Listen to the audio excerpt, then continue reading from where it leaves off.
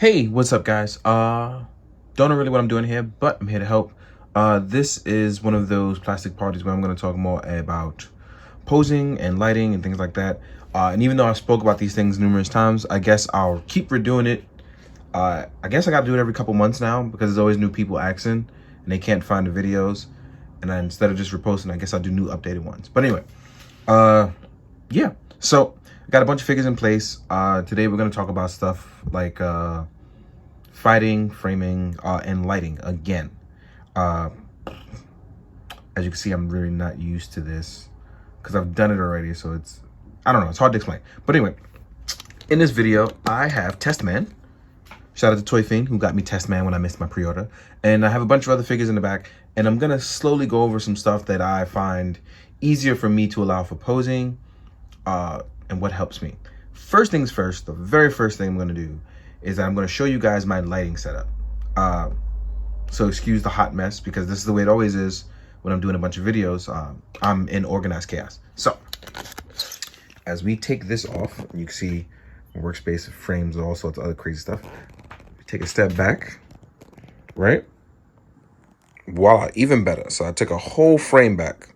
And as you can see, my other phone, because I actually record on this is my iPhone 11. That's my other phone to help me do other stuff. Now, all on the side is a whole bunch of other stuff. As you can see, I use 4 lamps. The overhead light is on because it's nighttime. It's like, I don't know what time o'clock. And I actually have the front 2 lights on. The only front 2 lights. And as you can see, that totally changes the area of what I'm doing. It makes everything pretty much darker. Now on the side, I have my lights by Venue, by Proline. Those are stage lights. So yeah, that's all the stuff that I have going on for my lighting. The backlights is depending on how I want to set the mood. So let's say I want mood coming from the back and to help with these lights shine forward and things like that. I'm also going to put a helpful video that helped me very early in my career, like a decade ago. It was the help with photography lighting. So I'll put that in the link in the description below. And as you can see here, once we cut it back on, it's very bright again. And we'll zoom back out. See, voila. So that is a quick one for the lighting. Made that very easy. Knocked that one out pretty fast. Now, the thing about posing and the thing that I found that makes it very, very easy for me is that I've watched a lot of Kung Fu flicks. I've also practiced martial arts. So stuff like that makes it a little easier for me, especially now as I'm an older man and I can't practice as much as I want to because I work so often. And I probably should get back to that, but I suck at it right now. Is that certain things you memorize via discipline. So when posing, if you have your most posable figure right now, take whatever your posable figure is now, and I want you to do a test. So while you're doing this here with me, I want you to do a test. Is that I want you to go with your figure. If you can go arm up, right? Leg forward. And it should never be the same ones, okay? So if you put the right arm up, your left leg should go forward. And if you're going to put your left arm up, I want you to put your right leg forward. And the reason why this is so that way you can get a practice for running. This is basic for running. And the reason why I say it is because I know a lot of people will try to balance their figures doing running poses, running with the arm and the leg to the side. Now, I want you to see this, right? Now, for a running pose, I'm going to tell you, this doesn't look right. This doesn't look right at all. Because even in basic human anatomy, you cannot run like this. You just can't. It's not something I like to see like all the time. And it's not good. Now, you should practice this because I'm going to show you why. It may seem easier to balance it all on one side. But if you evenly distribute, and we don't even have to put the leg flying in the air. Let's put it foot planted to the floor. This is going to practice anatomy. And my toe pivot is actually pretty stuck. Now, we're going to practice basic anatomy. And we're not even going to get into the basics of how it should look naturally. We're just going to do running, basic running, right? And as you can see here, it's a little easier, at least for me, to make it go evenly distributed. You're going to rotate this. Oop, my stickers are coming off. Sorry about that. That was so much easier already because the body's holding itself up. That's how the body works. So things like that are kind of why I find it easier to do running poses when you do them naturally. Now, when you try to do it with the arm on the side and trying to balance it out, even when you try to do that, what happens is, let's say we put this leg up. Not only does it not look right, you struggle to balance it because now you're trying to get it all on one side. So this has always been very difficult for me. So hopefully this will help you guys. But yeah, as you can see here, it's not balancing because it's all weight on one side.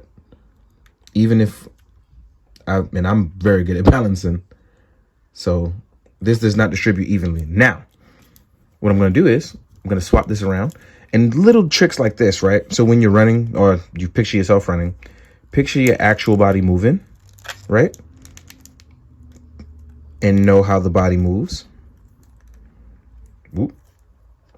Let's say if you were running very hard, right?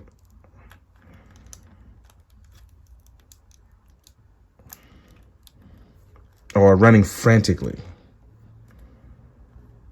Now this kind of evens out. Now, depending on the weight of the figure and what's going on, voila. Just like that, I've balanced it so much easier. I couldn't even do that when it was to the side. So I don't know how people do that, honestly. Because that was a struggle for me to do. So here we have this. And only fell with a lot of force to counter it. But for the most part, it was there. Now, normal things like that people ask me about, like kicking, punching, things like that, the same applies. Unless you are a practitioner of a certain martial arts that kind of has you doing otherwise. Same thing for throwing a punch. If your left leg is forward, right arm out. That's how you extend a punch.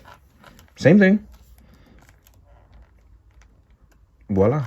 Well, Test Man is really putting him to the test because I have really worn these joints in. But voila. Test Man. Test Man. Now, you're going to have certain things that happen and things like that. So our ab crunch is not that deep on Test Man and things like that. So, you know, let's say you have a Marvel Legend. Actually, you're a big guy, so we're going to hold off on you. Actually, no, we could use Crossbone. Crossbone is a great example. Crossbone uses these rocker hands. Let's just move this up and adjust.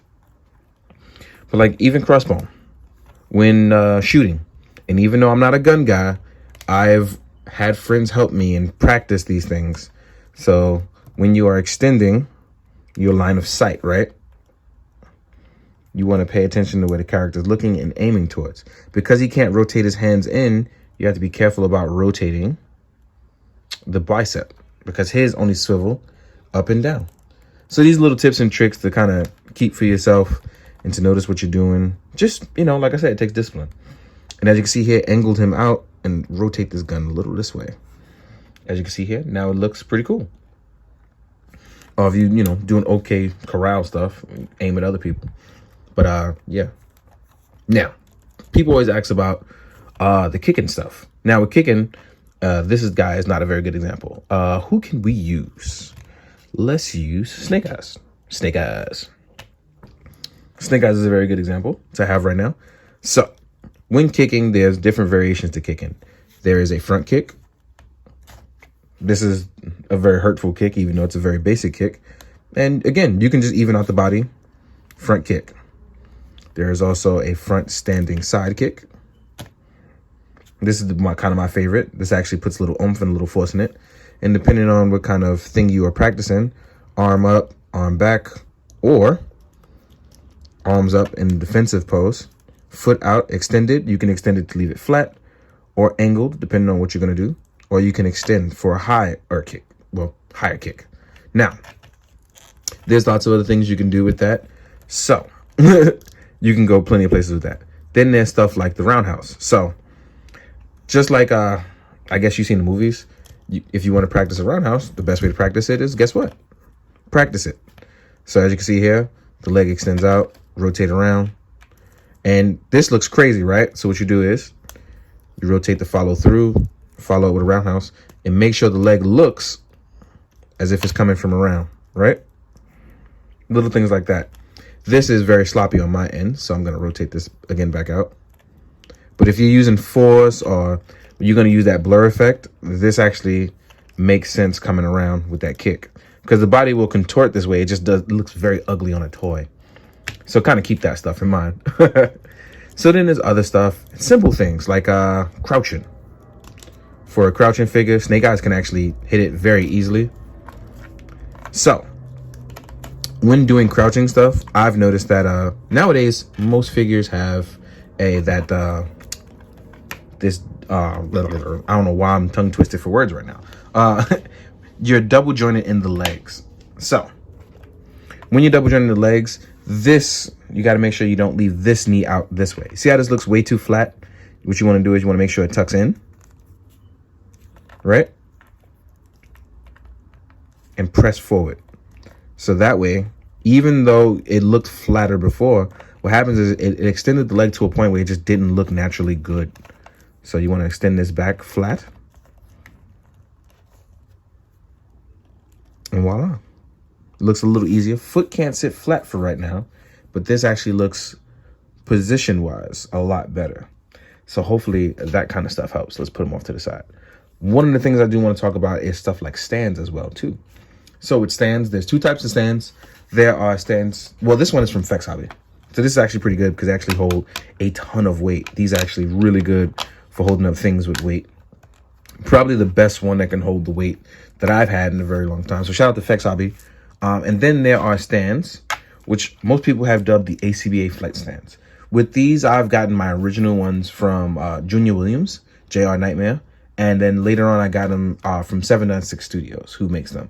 I'm not sure who's making them right now, but I know the original person who made it was the Stash Bin. If you look him up on YouTube, the Stash Bin, I believe he still has a tutorial up that was almost a decade ago. So keep that in mind.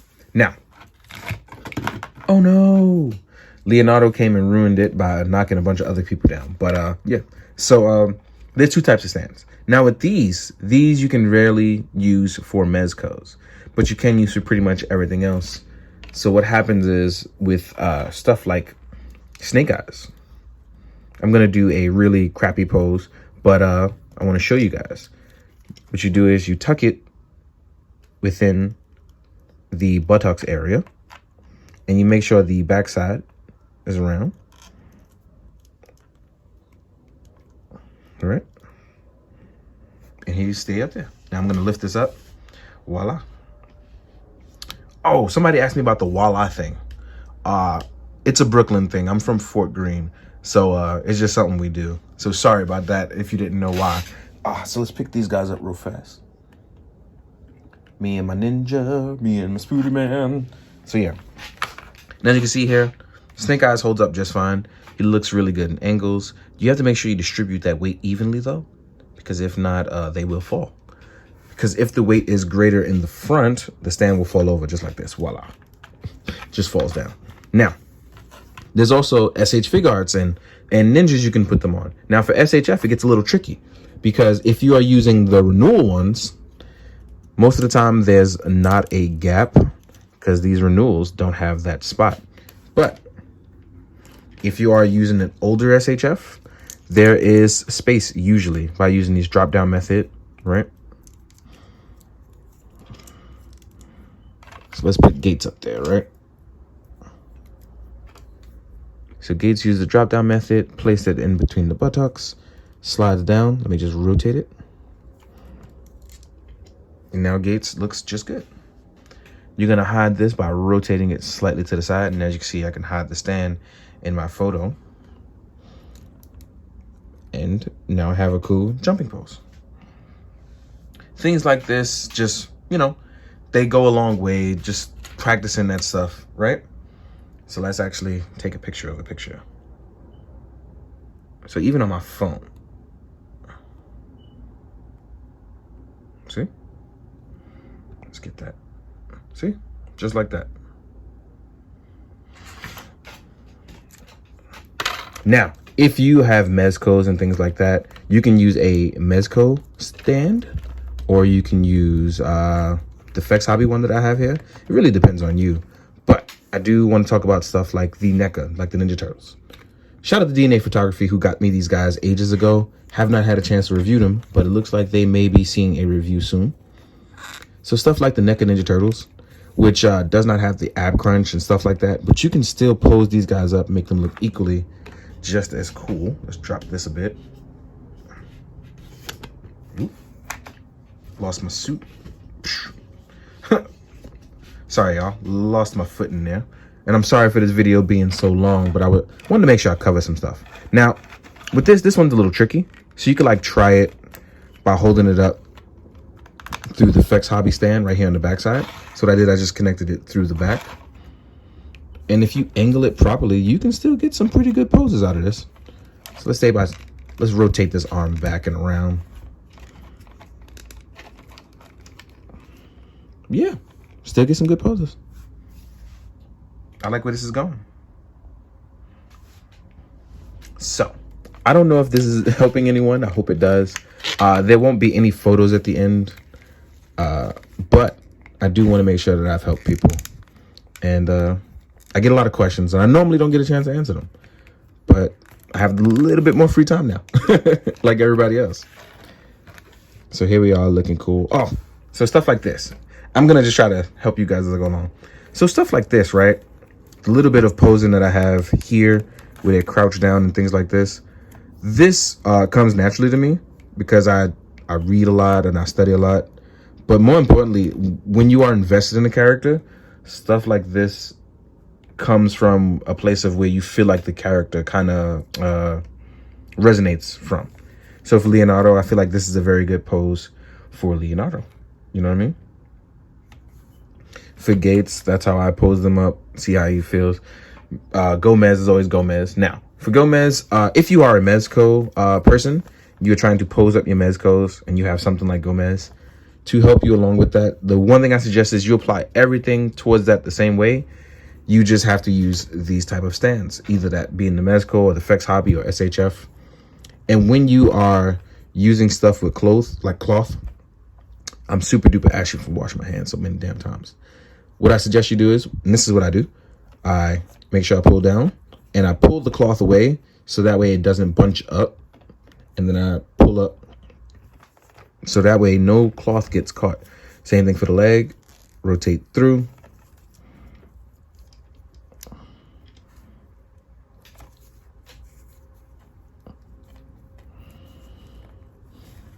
So yeah. Now, let's get this guy on a stand. Make him look good. See? Just like that. Again, I don't mean to like throw this in the face. This actually all came from practicing all the time and some discipline, so it comes secondhand to me. I'm not going to say it's easy at first because I have friends who helped me, and Lord knows I made them frustrated in the very beginning. But once I really got a hand for it, this is like I said, it comes naturally, and I have a ton of fun with it. One more thing before I do go, because I'm just sitting here playing with toys in front of you guys. And I'm pretty sure that's boring. But I do want to talk about robots. Now, this is the MMC Thunderclash. And I also have the Fans Hobby Lightning Eagle, aka Thunderclash. Now, robots they apply both the same and not all at once. And the reason why I say that is because with a robot, you don't necessarily have to be anatomically correct. You can easily just go, I'm a robot. Like, transform or not, you can just do stuff like this, right?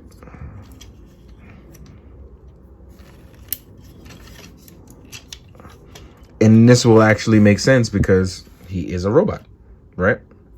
So you got to be a little bit more careful with stuff like robots, because depending on what you're taking it from, it absolutely will not matter whatsoever. But yeah, so I've done stuff like this. And then you can also do this. Little things. I say take the time, practice, work on your framing. I think framing is very important. So even if you don't have the right lighting, framing can help you get your thing going. You know what I mean? So hopefully these tips and tricks have helped. Hopefully this plastic party means well by you and helps you immensely. Please like, subscribe, do all that good stuff that people do with stuff like this. I feel like, I don't like telling you guys that I mean, if you came here to watch it, you already know what you wanted. And if you didn't like it, I'm pretty sure you leave a hateful comment. That's what people do. But as always, guys, don't do that. Don't leave a hateful comment. I think that's stupid. But please be good. Do good. Drink your water. Later.